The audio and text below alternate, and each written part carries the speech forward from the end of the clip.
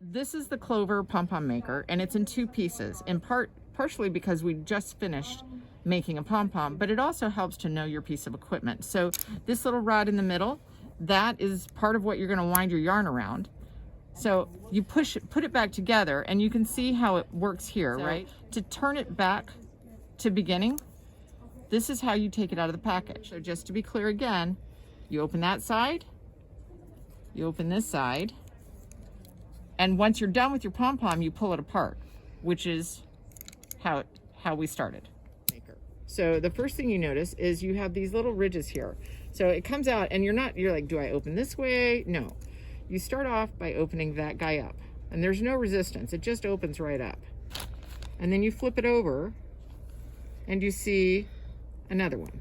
So the first thing I always do when I'm making a pom-pom is I start by opening it up. Because what you're gonna do now is you're going to wrap your yarn around it.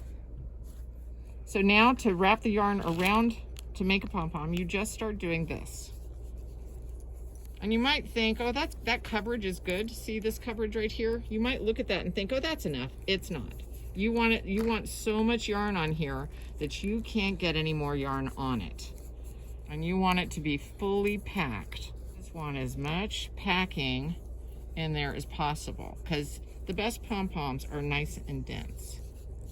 So now I'm starting to get a little enough coverage in here. One of my guidelines is that I'm watching how much yarn is in here, and it's not full, right? It's uneven. If you look at it, you can see that's not a straight line. I want it to be nice and full through there. So that's one way of making sure that I've got enough yarn on here. So now I've wound it up, and it's nice and full through here, right? And you can, if you look at this, you can see that right in here, that it looks pretty full. And then as we go to close it, you can feel it pressing on this bar back here.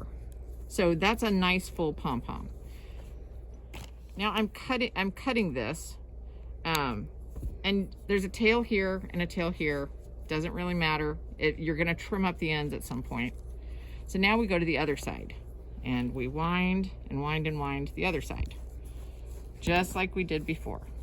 So I've just finished the second side, right? So close that side. Now I've got this side. Now you'll see I've got both sides wound. I've got some tails hanging out. What you're gonna do is you'll notice there is a groove here, right, where your scissors go. And I just missed. The reason for the groove is it makes it easier to get underneath there and cut in a nice even manner, because you don't want to be cutting too far to one side because it'll be lopsided. The other thing you want to make sure you do is, you see how I'm holding?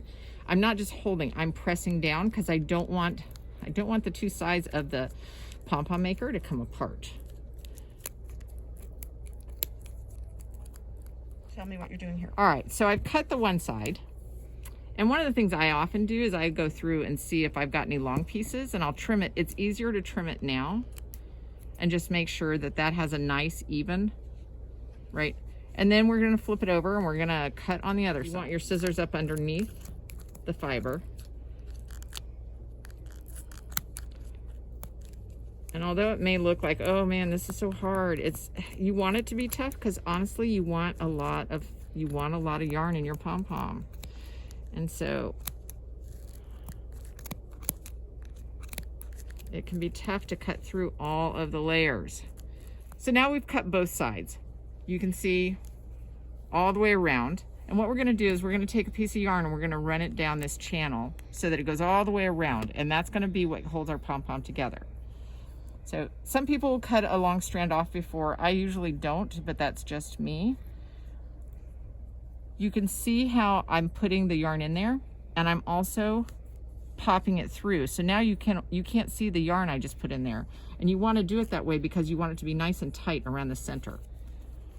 And all it means is you just force it through there, and then I'm going to bring it together on the other. So now I've got a good piece. I will often bring it back around to the other side just for security's sake.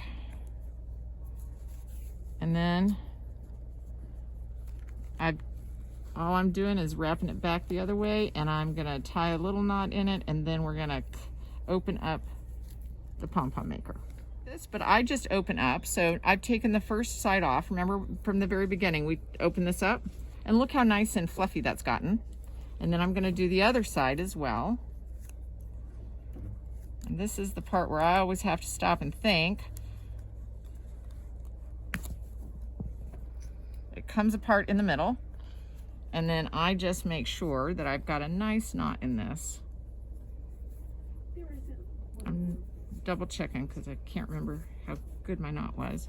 And so now you've got a nice fluffy pom-pom. You may have to trim a couple ends. And if you see a stray strand that's a little too long,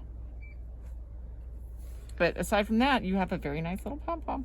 So when we're done with our pom-pom, sometimes we need to give it a little bit of a haircut. So this piece is a little bit long, right?